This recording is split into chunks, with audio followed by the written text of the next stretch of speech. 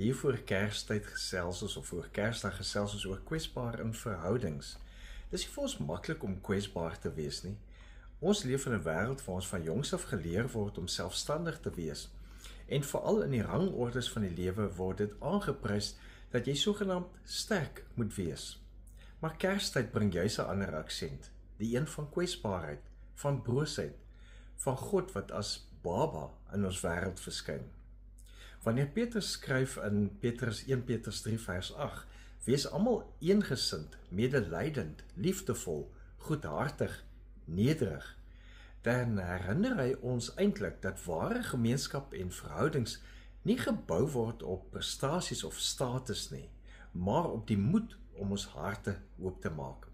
Eensgesindheid en medelee vra dat ons bereid moet wees om ons eie broosheid te erken en ook bereid moet wees om dit met ander te deel.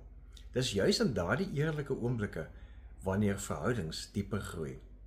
In die Kersweek, wanneer families en vriende bymekaar kom, kan dit maklik wees om net die mooi kant van ons lewens te wys. Maar die implikasie van Kersfees is dat God self kwesbaar geword het en ons word genooi om dieselfde te doen.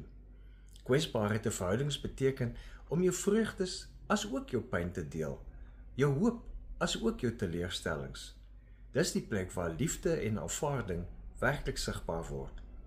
Professor Brené Brown beskryf dit mooi as die moed om gesien te word, selfs met jou gebreke.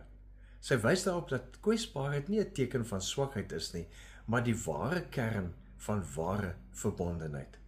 En wanneer ons kies om op hierdie manier ons harte oop te maak, dan leef ons eintlik die boodskap van Kersfees uit. God wat God self kwesbaar maak deur in 'n krib gebore te word, sodat ons ware gemeenskap met God en met mekaar kan hê.